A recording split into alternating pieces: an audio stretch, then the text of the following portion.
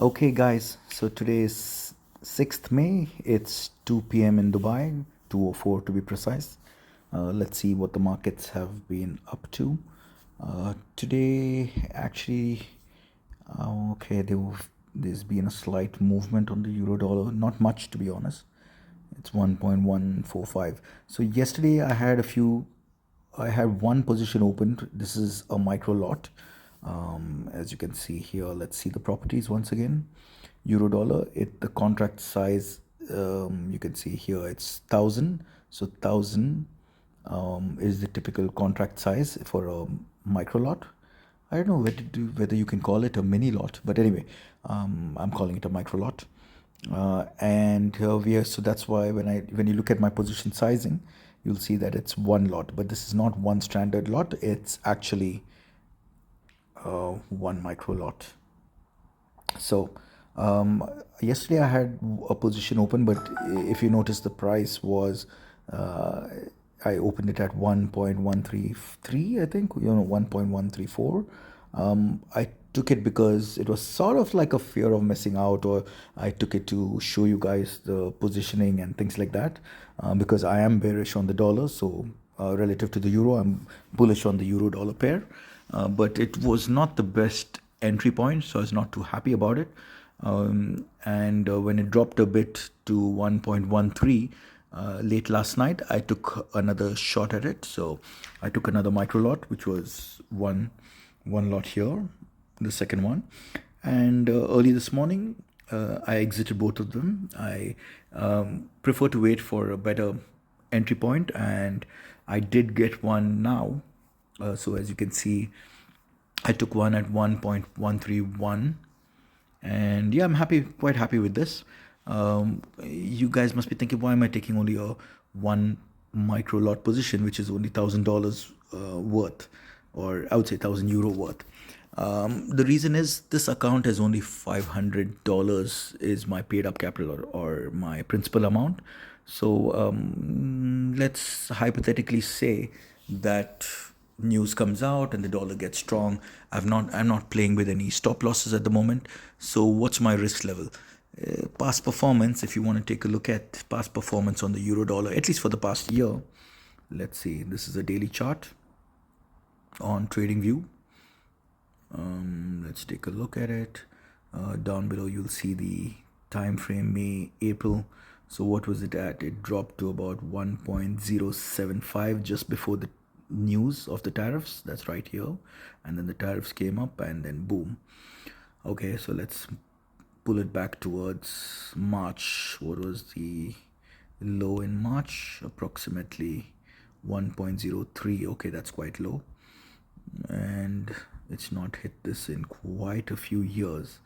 And then let's see here, since 2025, I think this was the low, 1.018. So let's do a quick math. I know most of you hate doing maths, me included.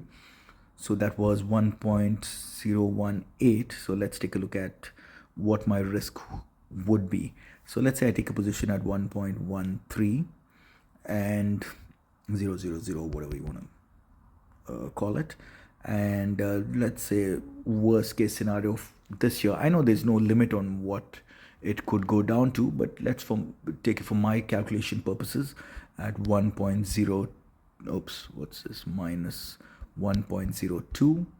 That's a difference. This is the difference between what it could go down, or actually it could go down any amount, but for my calculation purposes, this year's low, or actually it's been never been this low in quite a few years. So my risk, which I'm ready to take, would be about this amount. So that's 0.11 on every euro, multiplied by one standard lot, which would be €100,000. So that's $11,000 per standard lot. But I'm not playing with one standard lot, so I'm playing with 0.01 of a standard lot. That's 0.01, multiply that by 0.01. So my risk is $110, which is quite a bit of a risk on a $500 account. So how do people usually blow their accounts? Is by taking not just one lot. They would take positions like one standard lot on things like this, which would end up being $10,000, and but with a deposit of $500, you'd get stopped out within no time.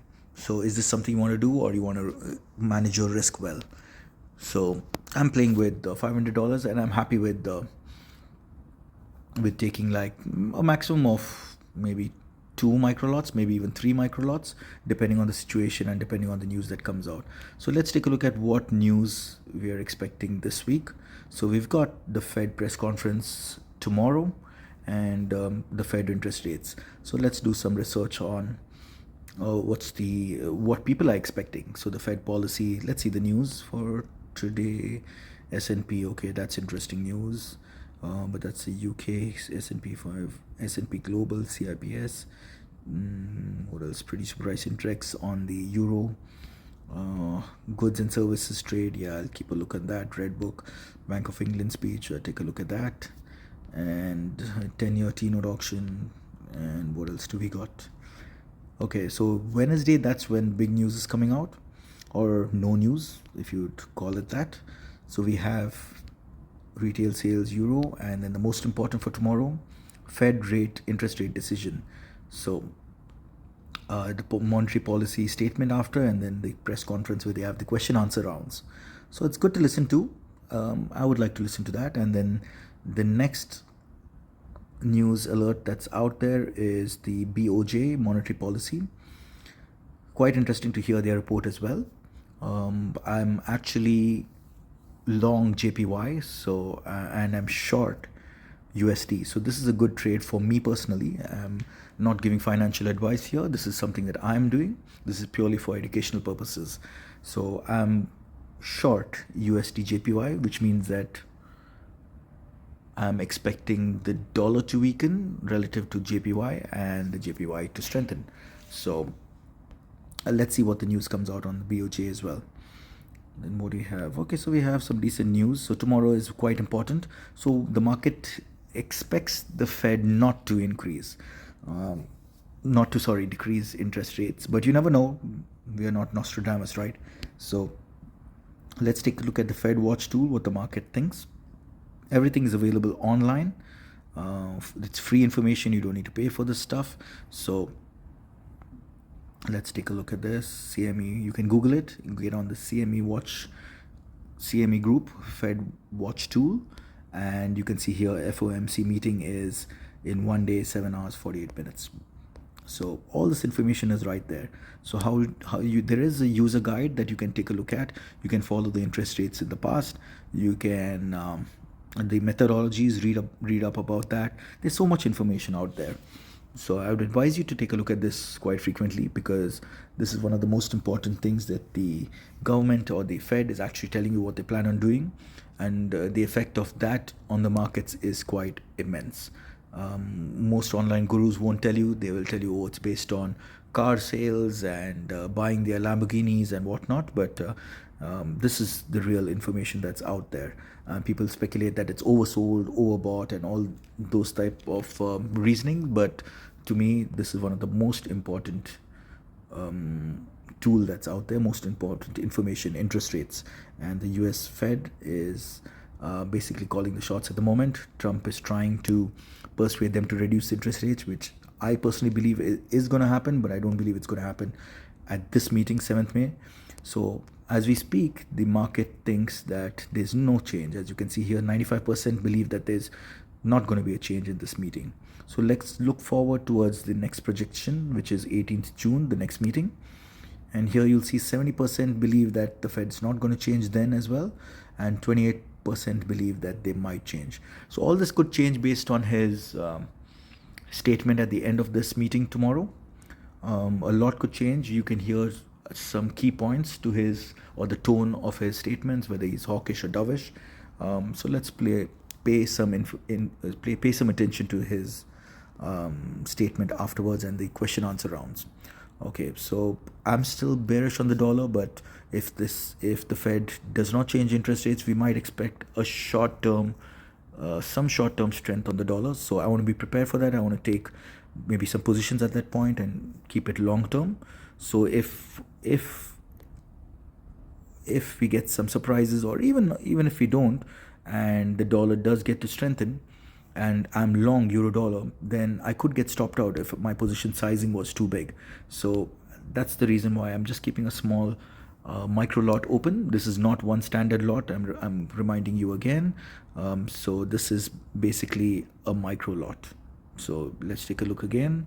Properties, just to confirm myself and to confirm to you guys. You see here the contract size, it's 1,000 lot, and this account is with a broker that I use that doesn't charge me swaps on this.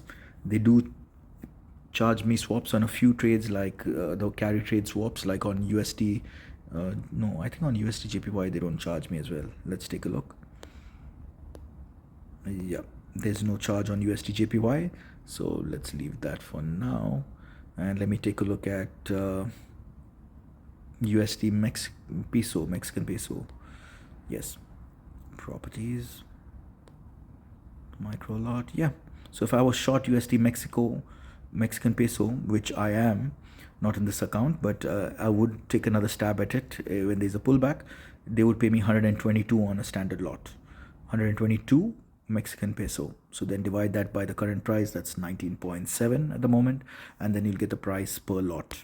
So, and then if I'm taking a micro lot, which is 0.01, multiply that by 0.01, and that's what you'll get paid per day of holding a USD Mexican position. So yeah, Euro USD. So what I'm gonna do now is I might expect some dollar strength today for the next week, maybe in next month. So what I'm gonna do is I'm gonna take a buy order, or feed in a buy order at 1.26. That looks quite interesting to me. 1.2126, and maybe even 1.128. Wait, let me take a look at the chart. 1.12. Yep. Yeah, I think 1.125 is not bad, or 1.126. Let's leave it at that. I don't want to over leverage myself and then have sleepless nights and whatnot. So I'm happy with the position I've taken so far, and I'm happy if I get this position, the next position at 1.126. So again, to remind you, this is a micro lot. I want to take another position on USD JPY because I feel that institutionals are heavily short on this pair. So I want to take a position, but I'm waiting for a pullback. I'd like to see it at maybe 1.146, 147, or even 150 for that matter. But let's wait. Let's wait the next couple of days and take a look at that. I'm quite tempted to take a GBP USD position as well, but not at these prices. So I'm just waiting for a pullback. And this account is basically a $500 account, so it doesn't make sense to take so many positions. So I'm just going to wait it out and see which one works best for me. But as of now, Euro USD and even USD JPY look good. Oil has dropped quite a bit. Let's take a look at this. Okay, there's 100-barrel size. Oil looks interesting to me, but with all these tariffs in place, and we don't know when the Fed is going to drop interest rates, and we just can't figure this out at the moment. There's still some downside to this, so I'm just going to stay away from oil for the moment, but it does look interesting. I'm going to wait. Typically, seasonality, oil does strengthen in the months of May, June, July. So I would like to get in on this, but I'm just waiting for some news from the market. So let's wait and see. Volatility looks okay, and yeah, that's it for now. So you've seen my trades. You've seen the trades that I executed yesterday. I've closed out basically almost at no loss, no profit. I didn't want to stay in this position at 1.134, and rightly so. I don't think the Fed's going to decrease interest rates tomorrow. So I feel the dollar could strengthen a bit for the next couple of days. So I'm waiting for another I would say opportunity to get in some trades over here. So that's the reason I've kept a buy order at 1.126. I might take another stab at it at 1.122 probably, but again, with a $500 account, I don't want to over leverage myself. I know you guys will be like, oh, big deal. You can put a tight stop loss, but that's not how I trade. So Yeah, and I'm not looking to make this $500 account into a $100,000 account anytime soon, you know. So I'm looking at a 3% or 5% monthly return. So, and I'm not looking at it as every day I need to, like a day trading strategy where I need to close every day and make a $10, $15, or, you know, or cover my losses from previous trades. It's not something that I do. I look at it purely from a trading opportunities and market news and Fed interest rates and market sentiment, seasonality, fundamentals, and then of course technicals as well. So I do look at charts, but I don't look at too many indicators like what's it called, oscillators and RSIs, and I don't know. There's too many things out there. People look at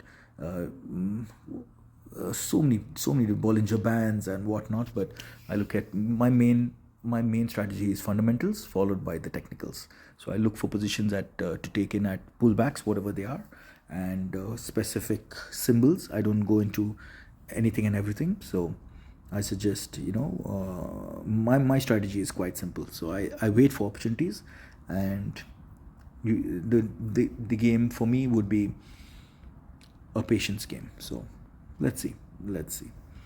All right, guys. Hope you guys are safe and don't trade money that you can't afford to lose. Take care.